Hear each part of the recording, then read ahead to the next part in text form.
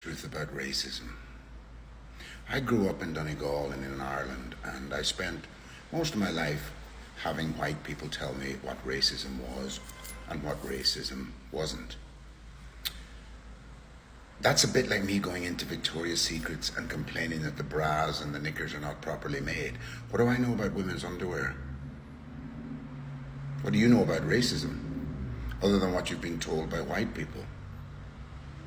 Well, the biggest surprise of all for me when I went out into the world was that, guess what? White people are not the only people capable of racism. Black people can be racist. Chinese people can be racist. Indians don't like Pakistanis because of their race. So in this broad spectrum of using this word racism, think about it. Ireland and Irish people have experienced prejudice for many, many years. Women experience prejudice every day. In fact, prejudice is not the same as racism, because racism is about the color of your skin or the race that you belong to. And when you look at the government today and how they bandy around that word to defend their actions, day in, day out, we hear about racist this, racist that. In truth, if you want to talk about racism in the government, ask yourself, direct provision centres are full of black people from Africa. We get 25 quid a week, not allowed to work, and they can be there for years at a time. Contrast that with Ukrainians or white people who come to Ireland and the treatment that they get, including free post office services, children's allowance, medical cards, homes. So who are the real racists here? It's not the Irish people. You know, if you look at the situation that we are now in, and how that word has been used to divide people up and to make people feel like they're lesser than. The truth is, racism is everywhere. Racism used to be about tribalism. It used to be, when I grew up, you wanted your team to win. Your county was the best county in Ireland. It was competition. It was tribalism. And the powers that be have taken that natural instinct, which is wanting to be with the people that you want to be with, and turned it into something ugly and horrible. And it's not. You know, if you're on a cruise liner somewhere and there's a table full of Germans and a table full of Irish people and a table full of black people, you will gravitate towards those you feel most comfortable around. I didn't see a black person till I was 13, so I feel more comfortable around white people because I know them. It's got nothing to do with being against black people, far from it. In truth, we have been hijacked and we've been told white privilege. White privilege is normal in a white country. Go to Africa and watch black privilege play out, because that's exactly what you'll see, you know. And this notion, this story that a white Irish person can go to Africa and they will become African, never. It's not going to happen. You'll never, doesn't matter how long you're in Africa. Yet our government are forcing us, shoving it down our throat, that people who don't come from Ireland can become Irish because of a piece of paper. And that is very disingenuous to the Irish population because, you know, as I've pointed out many times before, Ireland has always been a welcome country. It's always been a country that's opened its arms and its pockets to those in need. So the next time somebody wants to school you in racism, I want you to remind them that people are more comfortable being around the people that they're around. They don't always have to or want to learn about new cultures. Yes, it's nice if you do. But the government is not there to tell you that you have to change your mind on your own instincts and your own beliefs. And that's exactly what we're being asked to do now. We're being asked to accept the impossible as a reality. We're being asked to accept that if the government says this is the case, then we must follow. And we must adopt those beliefs, those thoughts. And I'm not quite sure what the word for it is, but it makes me very uncomfortable to see a government who is supposed to be there to protect its people now dictating what they can say and what they can think. And you have journalists coming out of the woodwork to tell you that it doesn't matter what the nationality of people who've committed crimes in Ireland are, but it does matter what your nationality is if you go abroad and you end up jumping off a balcony, you're English. If you end up killing your partner, the first thing they say about in the news is that an Irish man today committed a crime.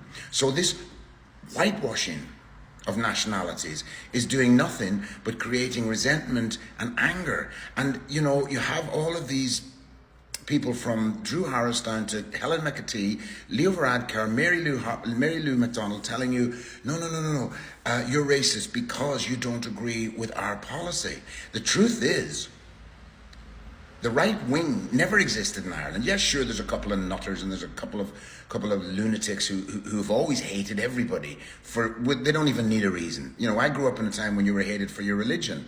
Now we have it, and these mouthpieces for the government and for the media who've covered up everything, every major crime in the last 20 years, come out of the woodwork and tell you now, oh no, race doesn't matter. The country of origin of a person doesn't matter. Well, actually, it seems to matter when it's us, but not them.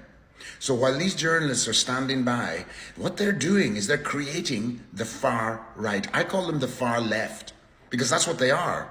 They're extreme in their beliefs, and they're even more extreme in their belief that they're right and everybody else is wrong. So the next time one of these politicians talk about the far right, just remember that if you don't agree with the government, they will classify you as far right. So maybe it's about time we started classifying them as far left, because that's exactly what they are. They have an ideology which they are convinced is correct. To hell with what you think, to hell with what the taxpayers think. You will do as you're told. That's a dictate. That's being told what to think, what to believe, and what to feel. And it was never the government's job to tell people how to think and what to feel, ever. So the right wing in Ireland, if there eventually is a right wing, it will have been created by the careless, ignorant remarks of the politicians, putting people into a category they don't belong in because they have concerns. So the right wing in Ireland, I suspect, like all around the world, eventually people will get so sick of the extreme left that they will turn to other political sources. Will that help? Will that change anything? I'm not so sure. But I do know this: you cannot continue to malign an entire nation about being something they're not. They're not racist, they're not far right, they care about their country. So stop with the name calling and stop with the God-given belief that you are somehow exempt to the rules unlike the rest of us. You know, the journalists in Ireland have lost the ability to ask questions. They've lost, the politicians have lost the ability to have a normal, sensible discussion about immigration. What's wrong with that? Why wouldn't you want to have a discussion about immigration, unless, of course, you weren't in control of it and somebody else was calling the shots? Then you would have no argument to make, and all that would be left to you would be to call people names, to shut them down. So when you see here on TikTok or anywhere else, you know, people have got to start to understand that name calling is not the end of the world, but that's what they do when they can't win an argument. So remember, there is no far right in Ireland, but the government in its policies and the Garda Commissioner and the Minister for Justice, would you stop? These people are creating anger, resentment with their policies, and out of that will come extreme views. You know, you can silence people, but you can't shut them up forever. So I think it's time all of the people who are pushing this idea that Ireland is becoming far right, if Ireland ever did become far right, it would be because they've spent years and years and years listening to and being dominated and dictated to by the far left. And we know what the far left stand for. We only have to look at what children are being taught in school. We only have to look at the disadvantages of being part of Europe. What the far left stand for is predominantly for themselves and their interests. So when these politicians saunter off to Brussels at the end of their stint with no blame for anything they did wrong and taking credit for everything that went right by accident, yes, they will walk into a cushy job in Brussels. Yes, they will go on the board of directors and make a lot of money. And that is the most cynical way forward for any person to pretend to be a person who speaks up for the people in their country only to take full advantage of the dissatisfaction of those people when they don't agree with the same policies. So remember, don't forget the far left. They're real. Me personally, I'm from the far north. Donegal.